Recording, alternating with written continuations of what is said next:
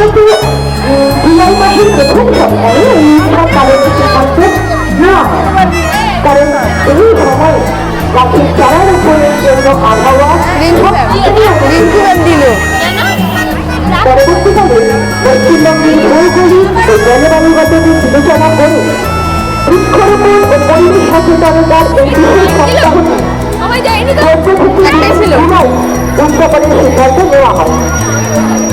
সেই থেকে প্রতি বছর রাজ্য সরকারের বন দপ্তর, বিভিন্ন স্কুল, কলেজ এবং সমাজসেবী সংস্থাগুলি এই সপ্তাহ জুড়ে বৃক্ষরোপণ ও প্রচারমূলক কর্মসূচির আয়োজন করে। এই বছর সরকারি নির্দেশ অনুসারে বারুইপুর গার্লস হাই স্কুল বৃক্ষরোপণ অরণ্য সপ্তাহ সম্পর্কে সচেতনতা বৃদ্ধির জন্য একটি পদযাত্রার আয়োজন করেছে। অংশগ্রহণ করছে বিদ্যালয়ের ছাত্রছাত্রীরা, বিদ্যালয়ের শিক্ষকরা, শিক্ষিকারা, শিক্ষাকর্মীরা। আশা করি আপনাদের সবার সাথে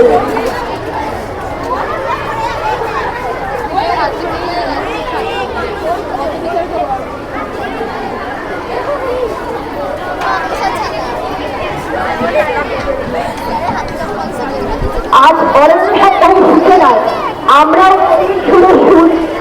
প্রতিজ্ঞাবদ্ধ হই, অরণ্য লও নব লও নত লৌহ লৌহ বাস্ত প্রস্তাব হে নব সভ্যতা।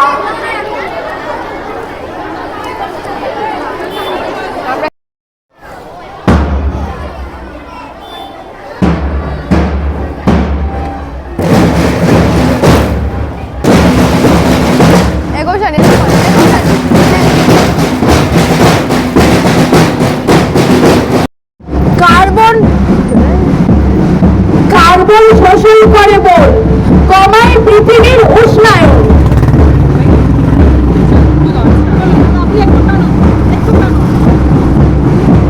জলবায়ুর ভারসাম্য রাখতে বনকে ভালোবাসতে শিখতে হবে।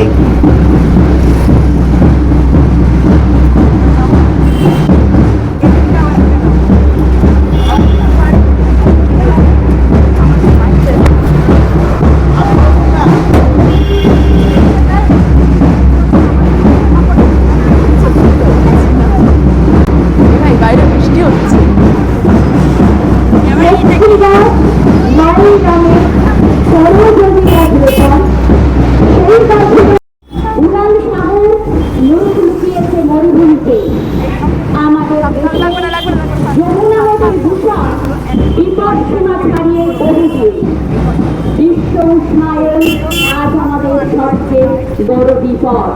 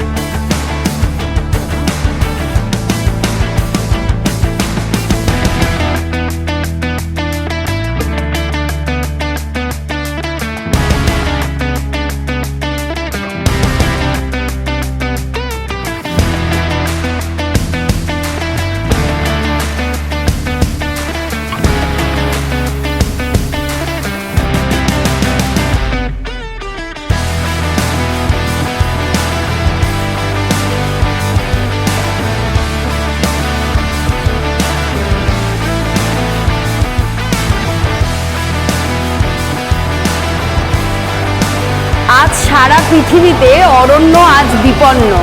সারা পৃথিবী জুড়ে চলছে অরণ্য ধ্বংসের যজ্ঞ। পৃথিবীর ফুসফুস আমাজন আজ বিপন্ন। এই পরিস্থিতিতে দাঁড়িয়ে আজকে আমরা আমাদের স্কুলে অরণ্য সপ্তাহ পালন করছি। আশা রাখব যে ভবিষ্যতের যারা নাগরিক, আমাদের ছাত্রছাত্রীরা, তারা এই অরণ্য সপ্তাহ পালনের গুরুত্ব বুঝবে এবং